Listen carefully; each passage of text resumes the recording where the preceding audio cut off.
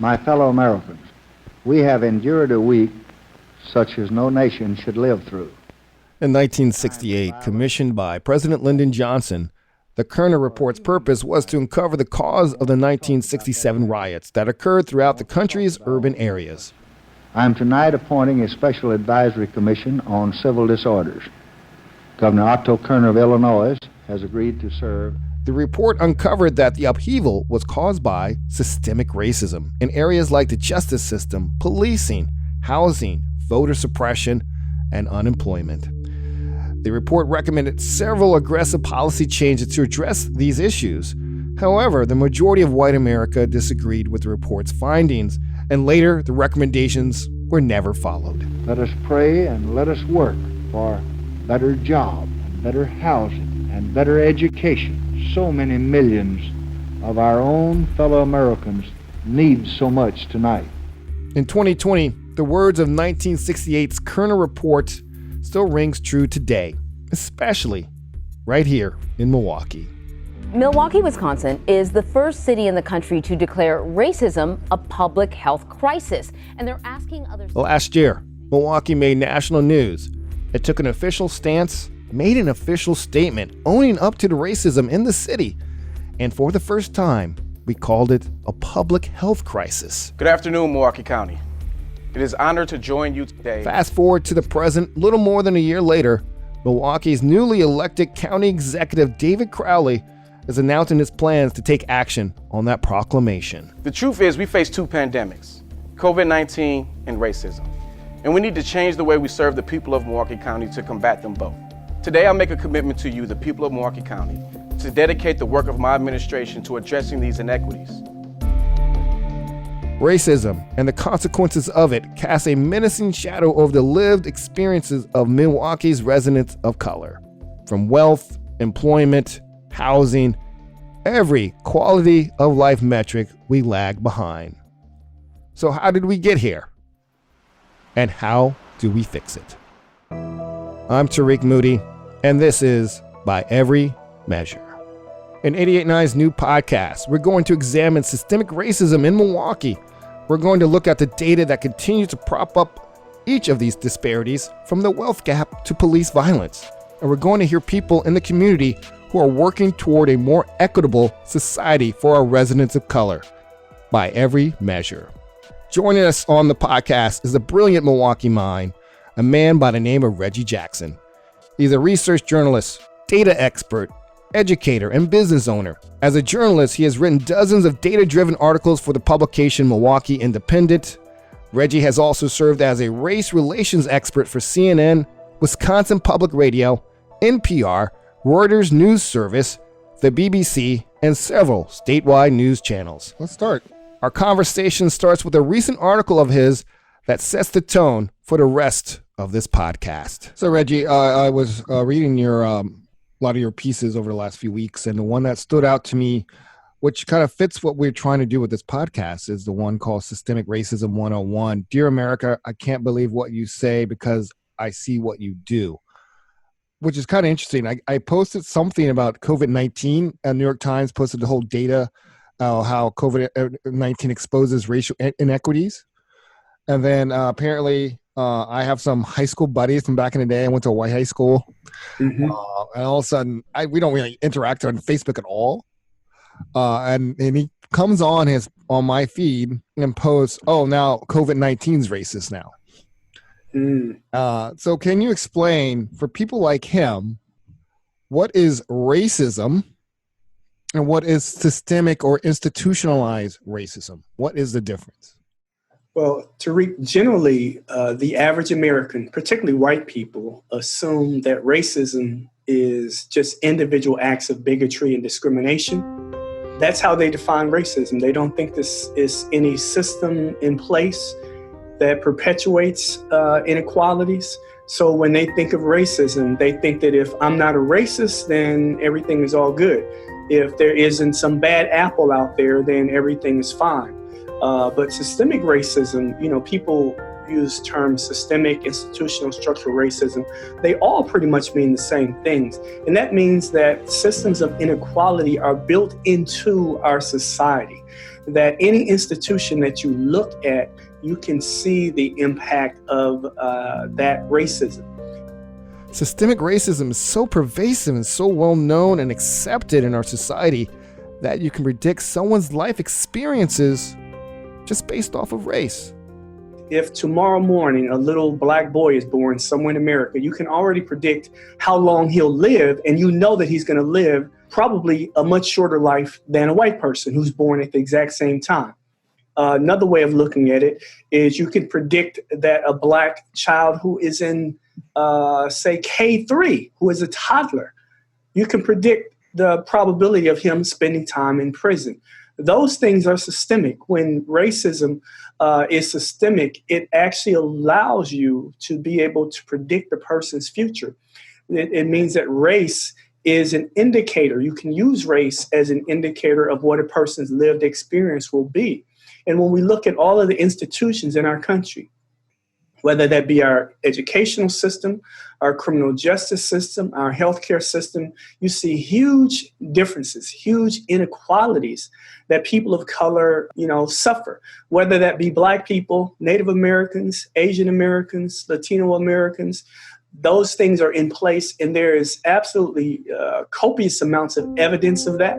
Despite all the evidence of systemic racism, many skeptics will point the finger at Black and brown communities. People choose to ignore it and say that, well, those things are based on their behaviors. The reason that so many Black people are in prison is because, well, they're committing so many more crimes than white people are. And the reason that their health is as poor as it is because, well, they keep eating food that's bad for them.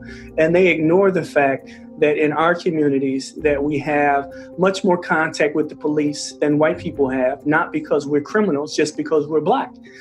They ignore the fact that environmental racism is very real, that people of color are much more likely to live in a community where pollution is there and very prevalent in the soil, in the water, things of that nature. When you look at Flint, Michigan is a perfect example, a city whose population is 50% Black.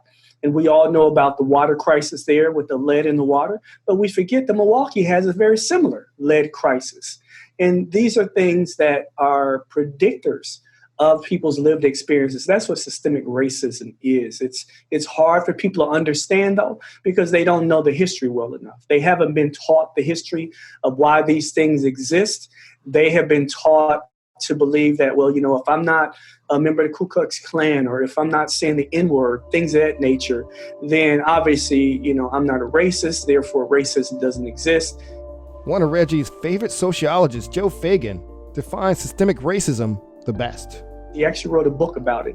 And his definition says that this white-generated and white-maintained oppression is far more than a matter of individual bigotry, for it has been from the beginning a material, social, and ideological reality. For a long period now, white oppression of Americans of color has been systemic. That is, it has been manifested in all major societal institutions. And that's every institution. That's the criminal justice system, the wealth gap, education, and even healthcare. All systems we'll cover over the next 5 episodes. And to truly understand systemic racism now, we must really examine the history and the roots of it in our society and what role it played in the oppression of an entire people. Let's go back and dive deep into the history of where it all began.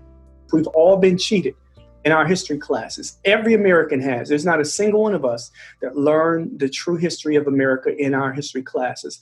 We talk about all of the wonderful things that the nation stands for, and we leave out almost all of the ugly things. And even when we talk about the ugly things like slavery, we talk about it in 2 or 3 paragraphs in our history books. So when I talk to people, I try to give them a history lesson. I try to provide historical context. I show them how the systems have worked, how the institutions have embedded within them principles that lead us to these things. And I like to talk about Jim Crow in particular. So Jim Crow laws were basically state and local laws that enforced racial segregation in southern United States, which began in the late 19th and early 20th centuries and were enforced until 1965. When people think of Jim Crow, they think of those ugly signs in Mississippi and Alabama that said whites only, coloreds only, whatever, right? But that's not what Jim Crow was. Jim Crow was much bigger than that. The signs were a manifestation of what Jim Crow was. But Jim Crow, when you think about it in this way, these were laws, Tarik. These were actually laws, right? Jim Crow laws. So what it meant was that you literally, if you didn't discriminate against Black people, you were breaking the law. So Jim Crow is a perfect example of how this systemic racism works, that it's embedded within the institutions. And when you study the history of African Americans, when you look at our history from the time the Civil War ended in 1865 until 1955, when Rosa Parks refused to give up her seat and started the Montgomery bus boycott, that is the part of our history that is the least known by all Americans, particularly white people. They just assumed that, slavery ended and everything was all good. And then for some reason, Black people were protesting Jim Crow segregation. They forget all of the things in between, those 90 years of ugliness that occurred. 90 years of ugliness, he says. That's basically a person's whole lifetime, multiple generations. And those 90 years were more than just ugly. It was a total nightmare. It was basically domestic terrorism. That mobs of white people murdered Black people in lynchings. Thousands of people were lynched. They ignored the fact that there were race riots led by whites that went into Black communities and destroyed Black communities all over the country, and no one was held accountable. They forget all of those things because they never learned them. So how are you going to talk about this systemic racism without knowing those things? I always say that we have a lot of conversations about race and racism, but they're very rarely productive because people don't know enough. And unless you know those things, you'll never have a productive conversation with that individual. And so many people choose to do that. They choose to ignore all of that history. In the article Systemic Racism 101, Dear America, I can't believe what you said because I see what you do. Reggie breaks privilege into three main categories: what he calls psychic reward, societal privilege, and economic privilege. Coming up, Reggie and I will dive deeper into each of these principles.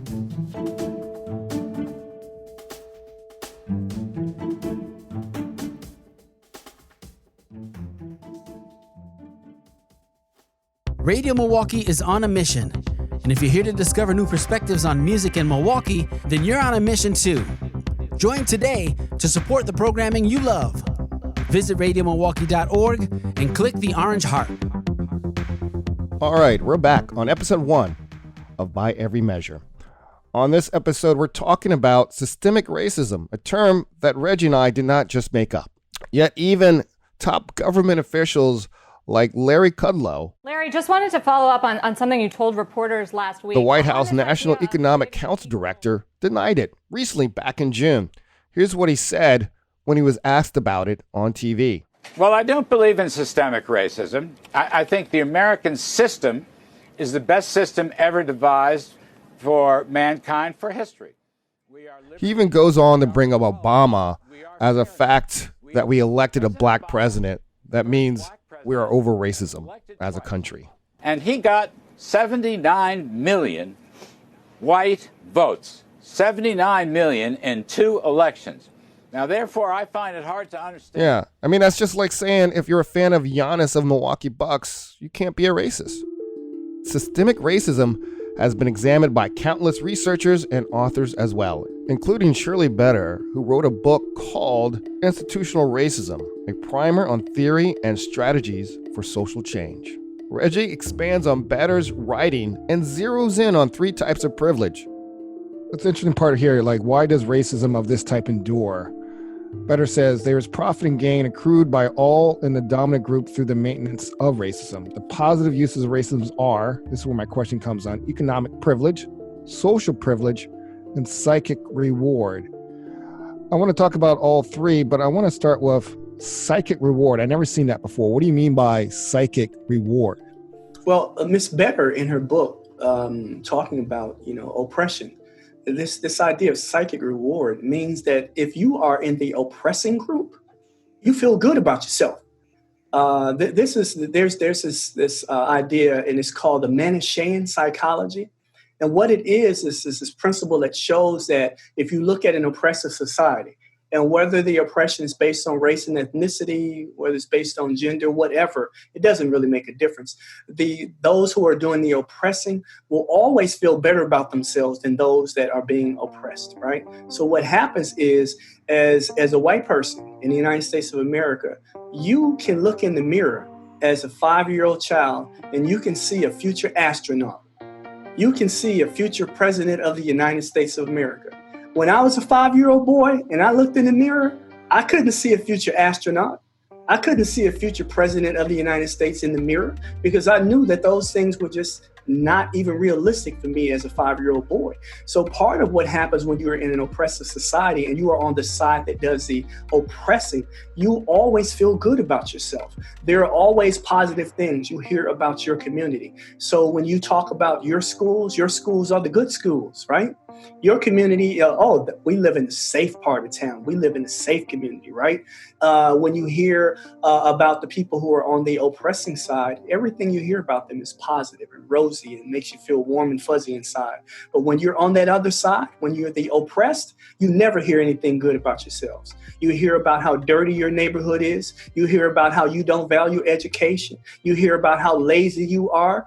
That's what she's talking about, how you will always, if you are in the oppressive side, doing the oppressing, you will always feel better about yourself. And I guarantee if you went out and you asked 10,000 white people this question, if you could choose tomorrow to wake up as a black person or a white person, which would you choose? Would you wake up as a black person or a white person? I guarantee you almost all of them, 99.9% would want to wake up as a white person. But then that small percentage that want to wake up as a black person, they don't want to wake up as a normal black person. They want to wake up as LeBron James, right? They want to wake up as Oprah Winfrey. They don't want to wake up as some, Joe Smith who lives on 3rd and Center Street. They don't want to wake up being that black person because they know it's better to be white than to be black in this country. They know it. So that's psychic reward, a term that was even new to me. He continues with 2 more types of privilege, economic and social. Let's get into social. Well, social privilege means that you have a society which values your community and puts things in place that will provide the greatest level of comfort for your community. So you have a society that will have an educational system that will always talk about you in glowing terms. We talk about, people are upset about, the monuments coming down and people criticizing, Woodrow Wilson and things of this nature. Listen, this societal privilege, this privilege, this social privilege that she's talking about is that you have control over the institutions within a society, which will create a mindset that leads to you having advantages over people of color. That's really what it's about.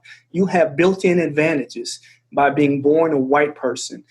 Because guess what? When you look at the institutions in our country, they are all run by white people, particularly white men. That means you have more opportunity to climb the corporate ladder. And that probably explains why there's only 4 black CEOs running a Fortune 500 company. That's 500 companies. Out of 500 companies, there's only 4 black CEOs. And guess what? They're all men. So that means there are no black women. When you look at our educational systems, when you look at our elected officials, when you look at our district attorneys, most of them are white. 95% of district attorneys in the country are white. When you look at a majority of the cities and towns around the country, they are run by white people, even if a majority of the people in that community are not white. So what it really means is that you have these privileges to make a society that will always make you feel comfortable. So that's kind of like me growing up as a youth.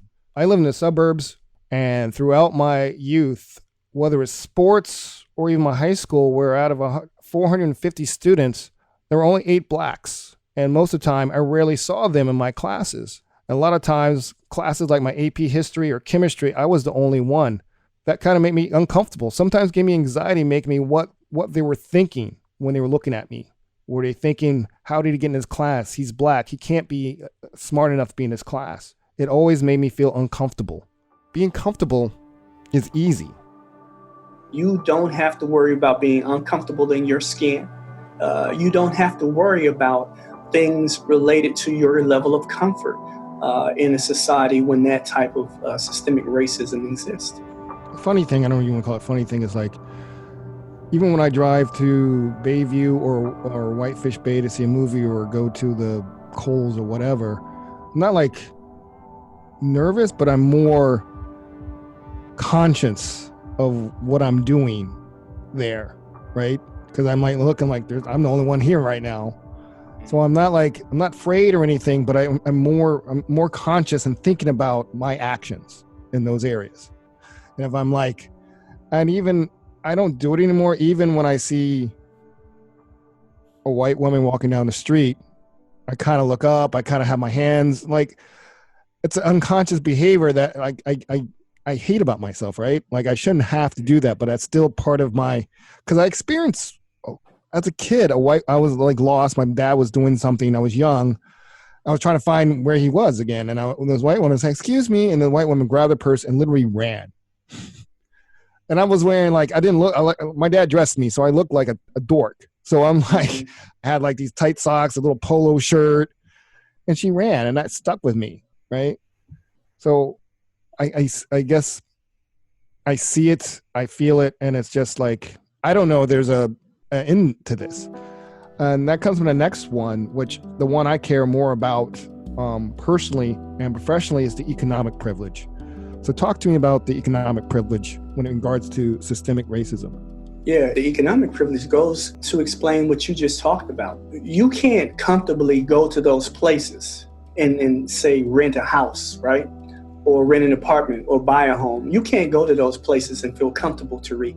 I've experienced very similar things. And just as you explained, this idea that I have to make white people feel safe. I have to, put my eyes down when I'm walking past a group of white people so that they're not afraid of me.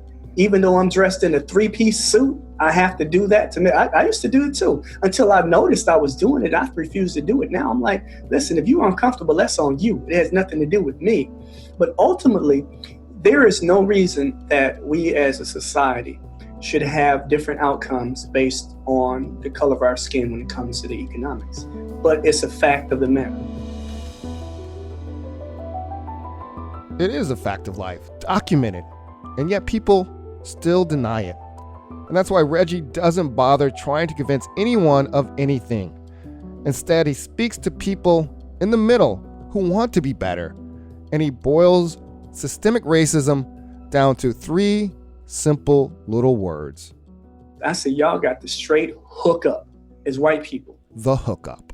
You have gotten the hookup year after year, decade after decade. You have been hooked up financially, even though many of you are struggling. I know it's some white people out there like, I grew up poor, I didn't have this. Listen, I get it. American society is built to have poor people. It's just the way our society works. But there are way more white people that have economic advantages because they're white than there are people of color. And they always want to talk about, well, what about some of these black people like Barack Obama? And, they pulled themselves up by their bootstraps. Listen, black people didn't have any boots. So don't tell us about our bootstraps. White people, the immigrants came over and pulled themselves up by the bootstraps. Well, guess what? When we came over on those slave ships, they didn't give us no boots. They didn't give us boots after slavery ended. We didn't have any bootstraps to pull up. And so we are constantly fighting. And there's a saying in our community, and all of the data provides, proof of this. We are the last hired and the first fired. When the economic times are good, we can get a job. But when things go sour like they are now, look at the unemployment rate in the black community versus the white community right now. It's at least double. And in some communities, triple and quadruple the white unemployment rate. Is that because black people all of a sudden decided that they didn't want to work anymore? No, it's because the job they have says, man, I got to lay you off, Reggie. What about Bob? Oh yeah, Bob is going to keep his job. Bob has been here, 2 days longer than you, Reggie. What? So, those are the types of things that we understand, but white people refuse to acknowledge those things. They just think they have what they have because they worked harder than us and that they're not lazy like we are. We're not lazy. We work harder than white people have ever worked in this country. And they don't want to give us credit for that, Tarik. So that's where we're at today. Systemic racism. As you can see, it goes a lot deeper than most people think. It's more than simply saying the N-word over and over. It's more than a single police stop gone bad. It is policies. It's that hookup that allowed white people to have advantages for years, decades, over generations to enjoy the promise of America. Over the next 5 episodes of By Every Measure, we're going to break down systemic racism in areas of health, education, the wealth gap, housing, and on our next episode, policing. When white people think about police, they think about their lived experiences with police, which are generally very pleasant. When Black people think about the police, we know that our lived experiences have not been the same. In the meantime, if you want to learn more, check out our resource page at radiomilwaukee.org/measure. We linked up the stories we reference, plus the book by Shirley Better and other recommended reading.